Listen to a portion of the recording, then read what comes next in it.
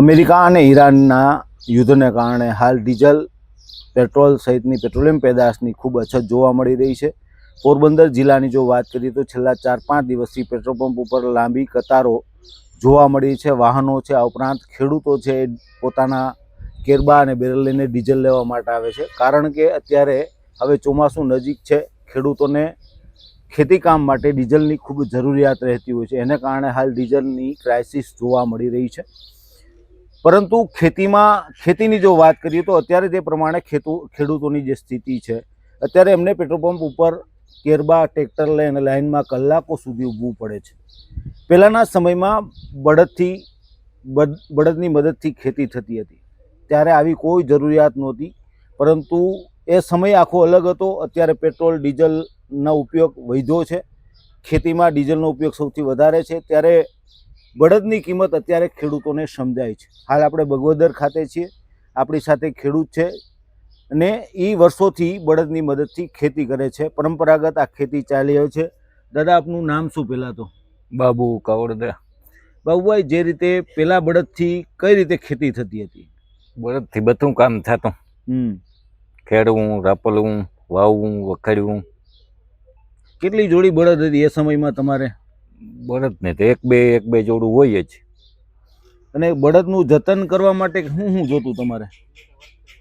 ખાવા પીવાની ખોરાકી વધુ જોઈએ તો જ બળદ હાલે, ને કે બળદ હાલે નહીં.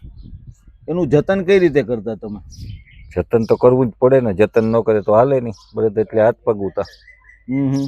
એ સમયમાં બળદથી તમે ખેતી કરતા, ટ્રેક્ટર કે કાંઈ નહોતું? કઈ નહીં. ત્યારે કેટલી મહેનત હતી. અત્યારે સાધનો આવી ગયા, ટ્રેક્ટર આવી ગયું, થ્રેશર આવી ગયું. એ સમયના આ સમયના ખેતીમાં કેટલો ફેરફાર? અત્યારે આધુનિક ખેતી આવી ગઈ, તેદું હાથથી બધું કરવું પડતું.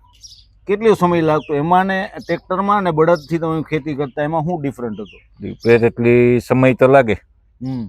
કલાકમાં 1.5 વીઘો ખેતર કાઢે. અત્યારે તો 2 કે 5 કલાકમાં કામ પતાઈ જાય ટ્રેક્ટરી.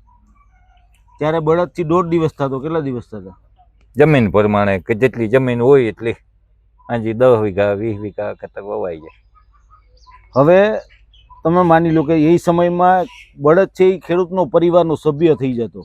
બળદ છે એ આપણા હાથ પગ જ ઉતા. હાથ પગ આપણો ખોટકાય, બળદ ખોટકાનો એટલે હાથ પગ ખોટકાઈ જતા. બળદ વિના કઈ કામ ન થતું. હવે અત્યારે તમે બળદ રાખ્યા છે, તમે વર્ષોથી તમારા પરિવાર પરંપરાગત રીતે રાખ્યા છે, તો અત્યારે એનું કઈ રીતે જતન કરવાનું? અત્યારે એને ખાવા પીવાનું જોઈએ, હાંકવા જોઈએ. હાંક્યા વિના બળદ બગડે તો કામ ન થાય.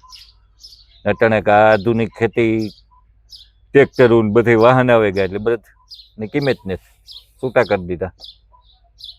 એમને અત્યારે તમે બળદ છે તો એનો ક્યાં ઉપયોગ કરો? ખેતીમાં કઈ રીતે ઉપયોગ કરો? અટાણે બેલા બલુની આમ વધારે હાંકવાનું. સુમાહામાં વધુ હાંકીએ. વાવણી કેનાથી કરો તમે? વાવણી ટ્રેક્ટરીથી થાય ને બળદથી થાય. બેથી થાય.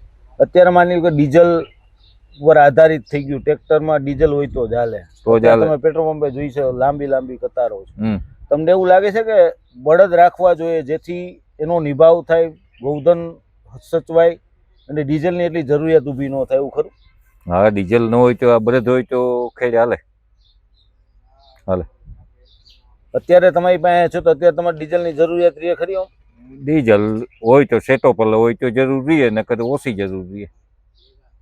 બળદ તમારા મતે બળદ કેટલા જરૂરી ખેડૂતો માટે? ખેડૂત માટે તો બળદ ઉપયોગ જ છે ને. બળદ ન હોય તો ખેડૂત ક્યાંથી કઈ કામ કરે? ડીઝલ ન જડે તો કામ કરવું ખેતીમાં? ડીઝલ ન જડે ને બળદ ન હોય તો ખેતી કઈ કરવી? તમારા સમયમાં બળદ કેટલાના મળતા? આખી જોડ કેટલાની મળતી? તે દૂધ 5,000ની 10,000ની મેળી જતી. તે દૂધ કિંમત નહોતી, એ બીજા માલનો ભાવનું તો.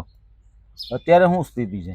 અત્યારે તો પછી 30, 40, 50, 60,000, 70,000 સુધીનો ભાવ ગણાય. અત્યારે ખેડૂતો બળદ ખરીદી કરે એવું ખરું? બળદને લે એવું ખરું? બળદ ની તેલ જડે તો પછી કરીએ ત્યારે જ થાય ને. કામ કરીએ, ખેતી ભંગાવા તો નહીં દઈએ.